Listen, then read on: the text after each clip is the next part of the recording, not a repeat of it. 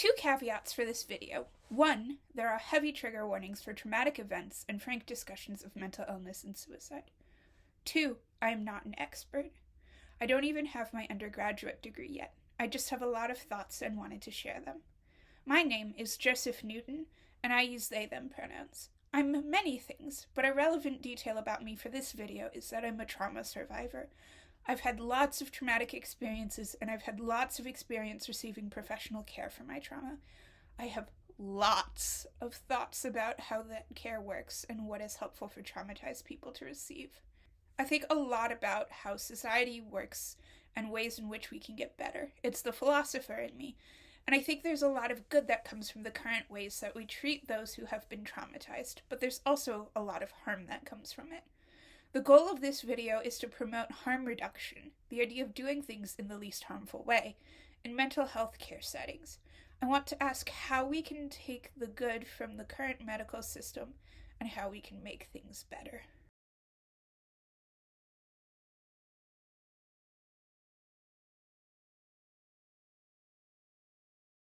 I got into a car accident a few weeks ago, and it was pretty scary. I wasn't sure if I was going to make it.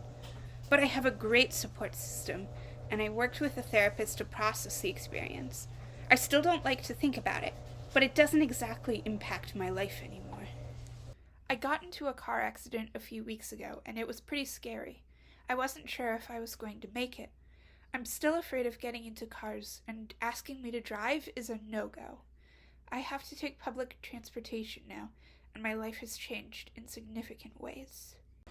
Trauma is complicated. Two people, like Joseph 1 and Joseph 2, can go through the same experience and only one of them will have trauma from it. We know that when trauma happens, the prefrontal cortex and the right brain go offline, meaning that we don't process the event or form memories using our own identity as a central tenet or using words. Instead, we respond with something on the fight, flight, freeze, fawn, fold, hyperarousal to hypoarousal scale, and we form the memory with huge links to strong emotions. Why does this happen? Our brain is trying to keep us safe by minimizing what centers are online and where blood is flowing to allow us to respond more quickly. But what that means is that every time we remember the event, we remember the limbic system's response to this situation and the emotions we felt at that time. Trauma is less about the fact that an event could result in trauma happened, and more about the fact that our brain has decided to deal with an event in a way that makes it traumatic. Any event can become traumatic if our brain responds in the right way. Trauma occurs by taking away 5 basic needs: safety, esteem, control, intimacy, and trust. We need each of those needs to be met by others, but we also have to be able to offer them to ourselves. Trauma takes away our ability to feel them in both contexts by sending us alternate messaging. It's clear that trauma makes our brains work differently. I've heard it said that trauma is a normal response to an abnormal situation, but some events that can be traumatic are normal, like the passing of a loved one. Again, any event can become traumatic. Regardless, forming traumatic memories and having these trauma responses prevents us from accessing safety, esteem, control, intimacy, and trust. However, traumatized people need real help. While we must realize that trauma is part of a normally functioning brain, we must also realize that trauma changes the brain in ways that are unhelpful in a traumatized person's current life. Take me, for example. My brain prevents me from recognizing when I have access to safety, esteem, control, intimacy, and trust. It didn't always do this, and it's harmful for me to stay in a place where those needs are not getting met, and where my brain is consistently hyper or hypoaroused. People who have experienced trauma need help learning to overcome the impacts of that trauma. But what's a good way to do that? I have a digestive disorder where I sometimes bleed from my digestive tract. I'd like to be more specific about what it is, where the bleeding is located, and why it happens, but I can't, because my doctors don't know. But my point in bringing it up is to say that there's a tiered approach to caring for me. Depending on the severity of my symptoms, I'll receive different levels of care. For example, seeing my primary care physician or going to the emergency room. The same is true with mental health, with some important caveats we'll get to later. The tiered model often looks like this. The lowest level is receiving no care at all. The next is seeing a therapist maybe once a week or less, or receiving psychiatric care, but not necessarily from a psychiatrist. The next level is to pair those together with someone receiving therapy once a week or less and regular psychiatric care. The next step is to bump up the amount of therapy that happens, usually to definitely once and sometimes twice a week, while maintaining psychiatric care. Next are intensive outpatient/partial hospitalization programs, or intense DBT programs that are outpatient. Finally, there's inpatient care. While there are specialized inpatient facilities that do things like handle eating disorders or perform DBT, most often we see acute inpatient care, something that is designed for 7 to 10 days, maybe. Believe it or not, this is not a great model. It doesn't account for sudden increases or decreases in mental stability well. It also tends to objectify the patient in ways that are harmful and dehumanizing. I have been objectified and dehumanized by the mental health system. Nashka Richards has written an article about the objectification of patients in the medical field. Richards works in physiotherapy, but she still sees the same issues appear. She writes mostly on the link between mental and physical health, but the overall gist of her article is that when professionals dictate what care looks like, they often miss critical things the patient needs addressed. In Richards' experience, this often manifests in someone's physical needs being addressed, but not their emotional or spiritual needs. In our case today, it looks like someone's mental health being evaluated by outsiders and decisions being made about the individual seeking care as opposed to with or even by them. Abigail Thorne, in Suicide and Mental Health Philosophy Tube, Black Star, discusses whether or not people should be viewed as autonomous individuals in receiving professional care. Thorne is British, and so the system she has encountered is different from the one I have encountered here in the United States of America, but there are some similarities. First, the tiered approach is applied in both areas. Second, in both the UK and USA, most of the time, it's not the person receiving care who makes the final decision on what their own care looks like. Thorne even questions the concept of mental illness in general by bringing up homosexuality as an example of how something could have been considered a mental illness at one point in time, but not at another. Thorne talks about how different traits are medicalized, viewed as something to be treated or cured by the medical system at different points in time. This conversation is about metaphysics. What is mental illness? And ethics. How do we behave the way we're supposed to with regards to mental illness? There's also the epistemology of how we know what we know about the metaphysics and ethics. But of the three branches, epistemology is the one I have the least background in, so I'm mostly going to talk about the former. Mental illness is the collective noun used to refer to all diagnosable mental disorders. It's important to note that the definition acknowledges its own limitations. It does not refer to all mental disorders, but merely the ones that are diagnosable. And just because it's diagnosable as a mental illness doesn't mean it really is one, like discussed with homosexuality earlier. Anyway, for something to be a mental disorder, it must cause either significant changes in thinking, emotion, and/or behavior, or distress and/or problems functioning in social, work, or family problems. Mental disorders are defined in ways that are ancient. Aristotle, in his text Nicomachean Ethics, defines virtue as the mean between two extremes. Basically, we're shooting for the center of a target, and the edges on either side are bad. Take the virtue of bravery, for example.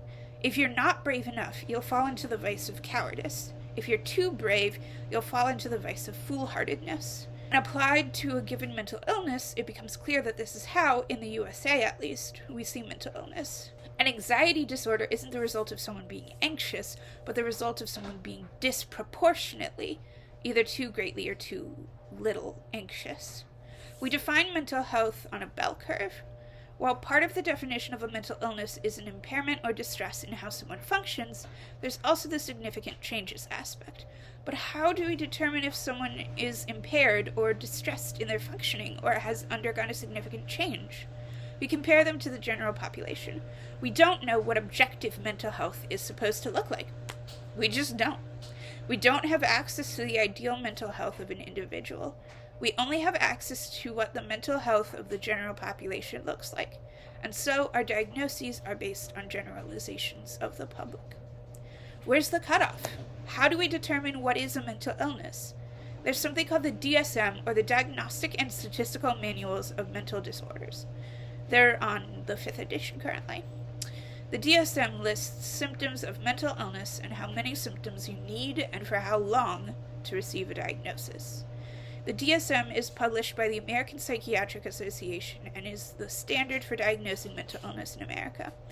But how do psychiatrists get the power to determine what is mental illness, and why do they have that power? These are questions I don't have good answers to. When I have engaged with the mental illness industrial complex, a phrase I'll return to later, I have found myself powerless. Thorne, in her video, reminds us that being a danger to yourself is a legal thing to be, and yet people find themselves incarcerated due to severe mental illness all of the time. Almost exactly a year ago, I made a video called The Death Video.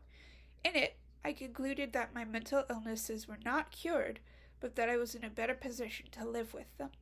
I made an implicit promise in that video to not let my mental illness control my life, whatever that means, and to prioritize the part of me that wants to live over the part of me that wants to die. Well, I sure tried to live out that promise. I go to therapy, and I take my medication, and I make a go of living well.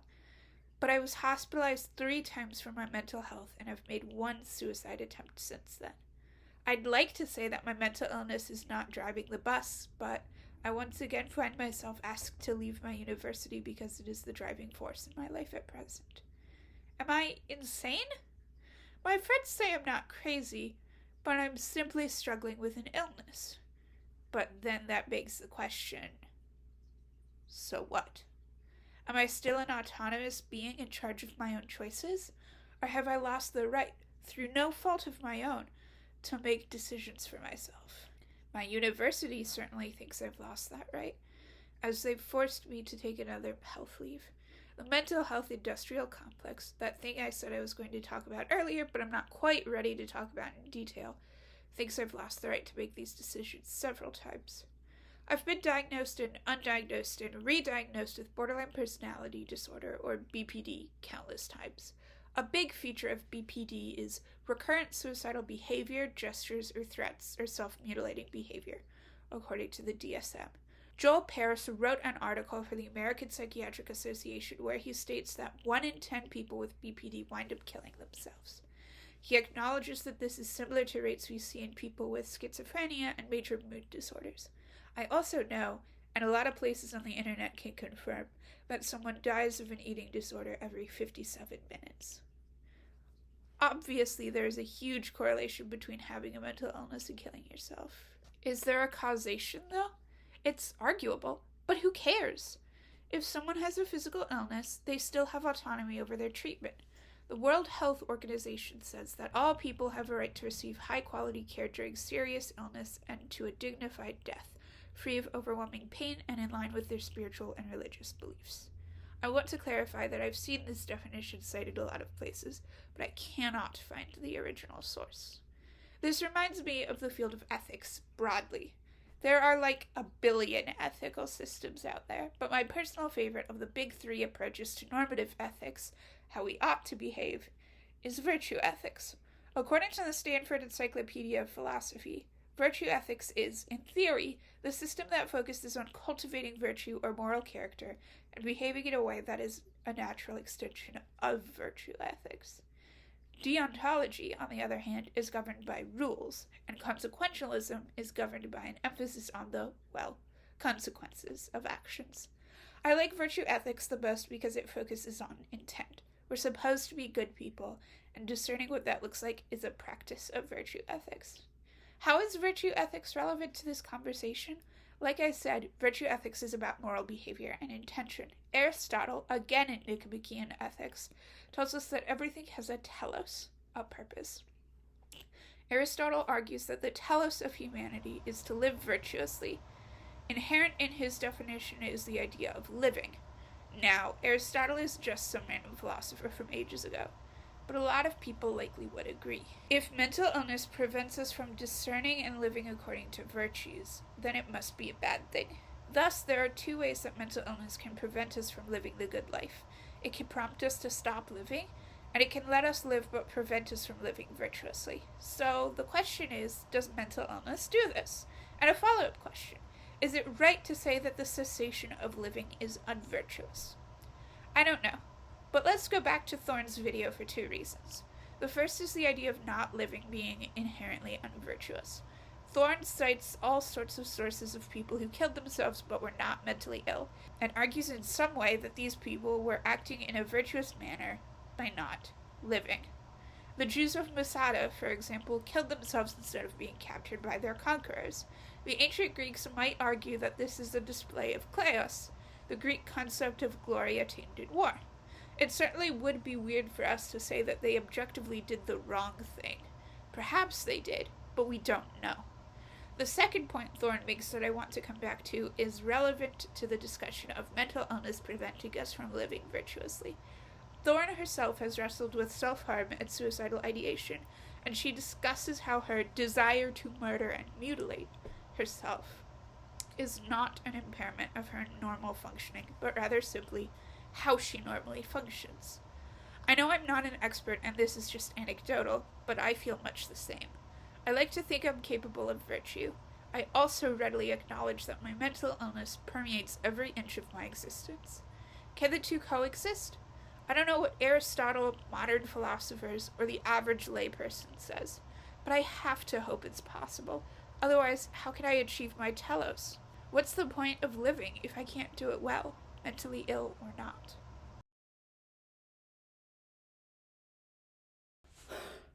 Okay. We've covered a lot of ground up to this point. We've talked about what trauma and mental illness are, as well as how mental illness impacts life in a theoretical way. Now, we're going to talk about how mental illness impacts people's lived experiences in practical ways. Get ready. I thought about doing a shot for every area I cover, but there are a lot. Please don't do that. So first, let's talk about avenues of oppression.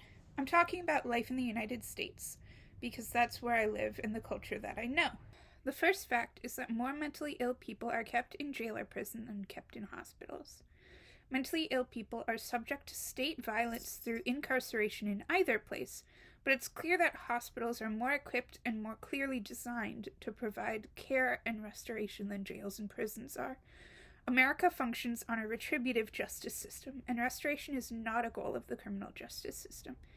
Is restoration a goal of the mental illness industrial complex? It's hard to say, but at least it's something. Another vulnerable population to talk about is children, specifically Black children. In the United States of America, as of 2020, the second leading cause of death in Black children aged 10 to 14 and the third leading cause of death in Black adolescents aged 15 to 19 was suicide. That's horrifying. Black children are more likely than their peers to commit suicide, and also more likely than older Black people to do so. This, taken with the above, is plenty of evidence that marginalized people, whether marginalized based on race, gender, sexuality, gender identity, disability status, carceral status, or something else, are more likely to kill themselves. The more marginalized identities you hold, the more likely you are to kill yourself. Why? It's likely because of how the mental illness industrial complex is set up. America is a country founded on oppression. The way we care for ill people, including the mentally ill, is based on said oppression. It's easy to pretend that the mental illness industrial complex has everyone's best interests at heart, but that's simply not true. By virtue of living under capitalism, money is what drives the field, and it's even easier to oppress people when money is involved. I've used the word incarceration and related words several times. What does it mean? Technically, it refers to the state of being in prison, but I prefer to use the idea of being imprisoned against your will, as it expands the range of what can count as incarceration. I genuinely refer to my time in mental hospitals as incarceration. I was sentenced by a group of people, mental health professionals, to be imprisoned in a facility I could not leave for an amount of time I did not determine. There were severe restrictions on what I could do, who I could see, and what I could access. Incarceration in prisons is severe, but so is incarceration in the mental health field. I've read tweets that argue that mental hospitals are places to incarcerate people who have not committed crimes, and there's plenty of evidence that those who are incarcerated in prison are more likely to be mentally ill, something we briefly touched on before. Incarceration, anywhere, is scary. It is beyond me that people would think it is an appropriate solution to mental illness. I think back to old school insane asylums, and I can't help but believe there is a definitive link between the two. I know that we touched upon whether or not mentally ill people are able to make decisions for ourselves, and I want to acknowledge that it's likely some people, including possibly myself, would be dead without incarceration. But does that mean it's okay? We've talked about a lot thus far, but everything has been grounded in facts. Now, I want to turn to the theoretical. I want to talk about what good care can look like in the context of mental illness. I've read a ton of articles online about how to improve care in the United States, but I won't be referencing any sources here to back up my suggestions. This section is purely based on my thoughts. I think good care begins with empathy.